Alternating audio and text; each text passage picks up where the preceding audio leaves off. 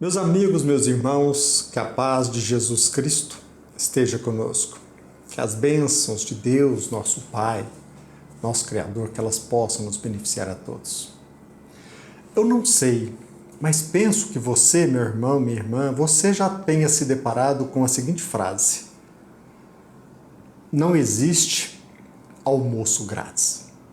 Todavia, penso eu, aqui comigo, que no meu caso, eu tenho muito mais do que eu mereço. Nós precisamos relembrar sempre da graça divina.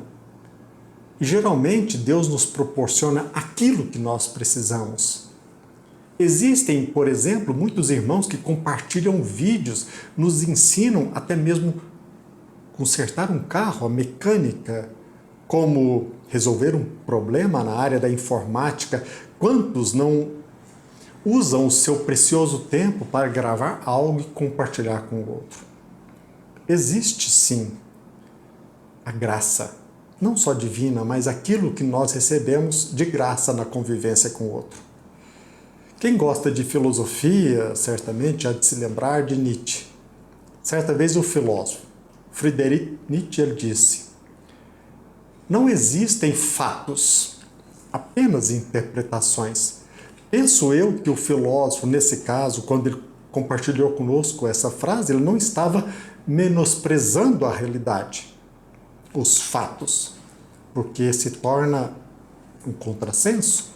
Mas penso que ele talvez tenha destacado que nós valorizamos demasiadamente a interpretação que nós alimentamos, e nem sempre ela se encontra alicerçada na realidade. Talvez tenhamos destacado muito mais o modo que nós enxergamos do que, na verdade, aquilo que aconteceu. Nem sempre nós apoiamos a interpretação na realidade. Valorizamos muito mais o nosso modo de ver.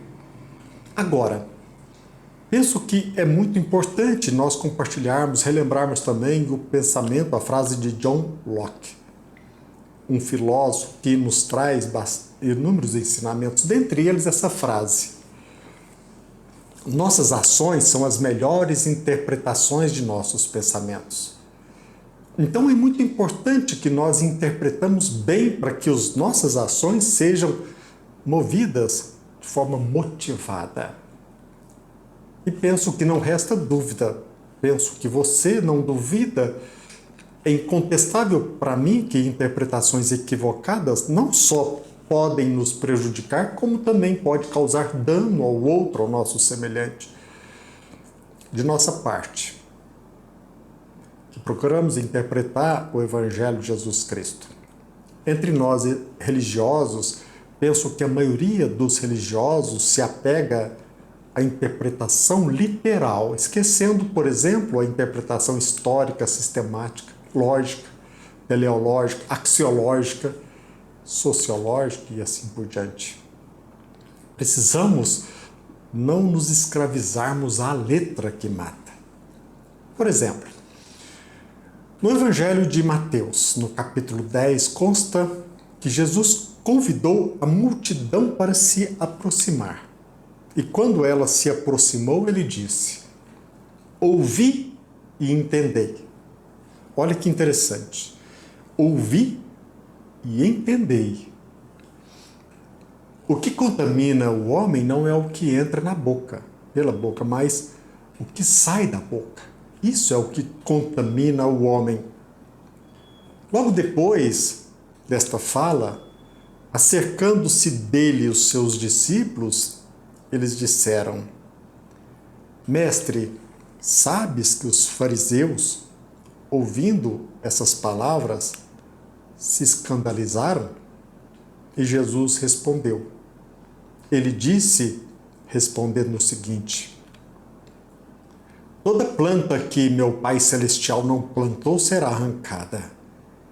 Deixai-os, são cegos condutores de cegos. Então, se nós interpretamos algo de forma equivocada, nós estando equivocados, nós iremos certamente encaminhar o outro para caminhos também equivocados.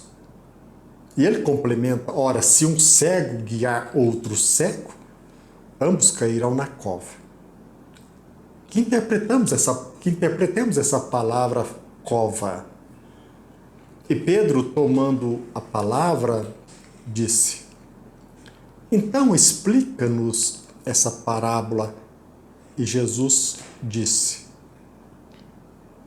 perguntando: até mesmo vós estáis ainda sem entender? Ainda não compreendeis que tudo que entra pela boca desce para o ventre e é lançado fora? Mas o que sai da boca, isso sim procede do coração. E isso contamina o homem, porque do coração procedem os maus pensamentos, mortes, adultérios, fornicação, furtos, falsos testemunhos e blasfêmias. Como que nós interpretamos essa fala? Devemos apegar a uma interpretação literal? Claro que não. Obviamente, quem ingere veneno, um veneno letal, a morte, obviamente, será fatal. Então, é um convite para que nós meditemos, nós interpretemos bem aquilo que nós lemos. Nós estamos passando, por exemplo, um momento hoje em que a depressão predomina, problemas de ordem emocional, problemas de ordem psicológica.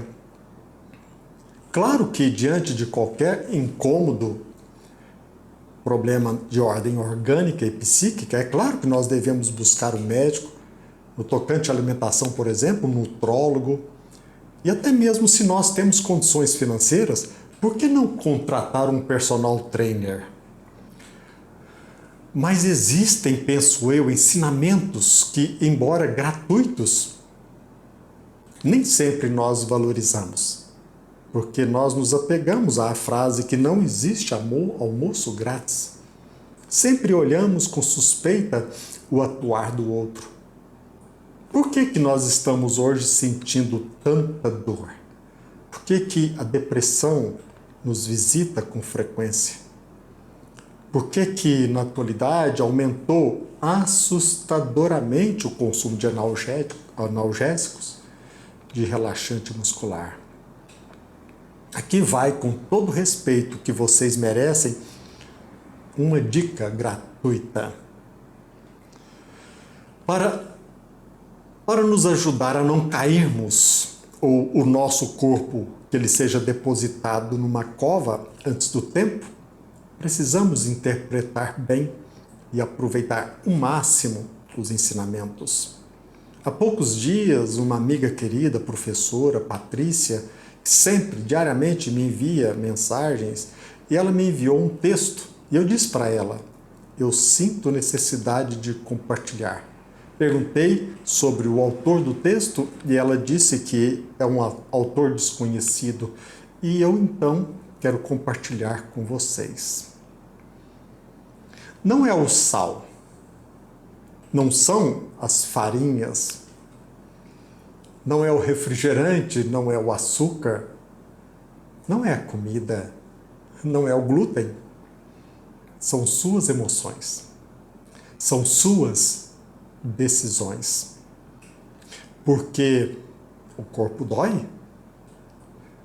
Claro que é importante nós alimentarmos bem, não resta dúvida, mas é imprescindível alimentar bons sentimentos, como esperança, fé, amor. Todavia, pense que talvez ainda dói, porque você ainda não aprendeu a gostar. Porque ainda acumula velhos ódios e raiva.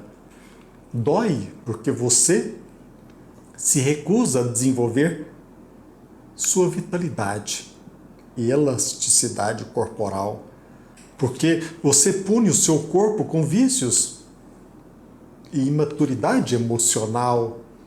Dói-te o corpo porque rejeitas o presente e permite que as memórias te definam. Dói porque você não fecha estágios e se veste de vítima do drama que criou. Dói porque ama a ferida que não quer curá-la.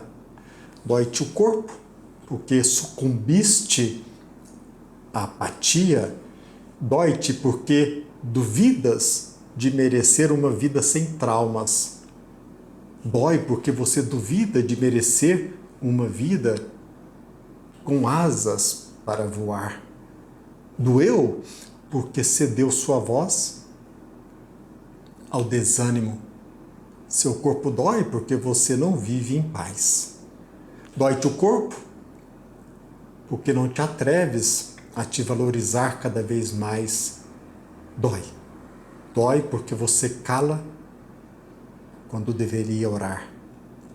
Dói porque culpas o amor da tua obsessão por dominar. Porque você exige um respeito que não ousa gerar. Dói-te o corpo porque confundes uma relação com um ringue onde poderás desabafar. Dói porque você não se atreve a conectar com a sua divindade. Por quê? Porque você tem medo da liberdade. Dói-te o corpo porque não te permites lembrar que nascestes para crescer e transcender desde o amor que já és. Dói-te o corpo porque não investes em silêncio e nem fazes as pazes. Não fazes as pazes nem mesmo com a sua solidão e com a tua escuridão. Você é um ser de amor em constante expansão. Pare de se encaixar. Pare de se travar e de se atrofiar. Acorde sua magia e seu poder.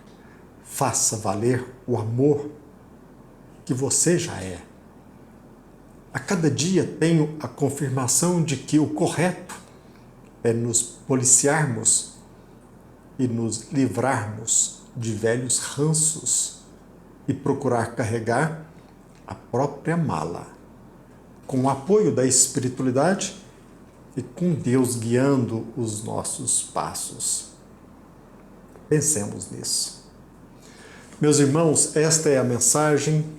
Agradeço a todos vocês que compartilham a sua graça.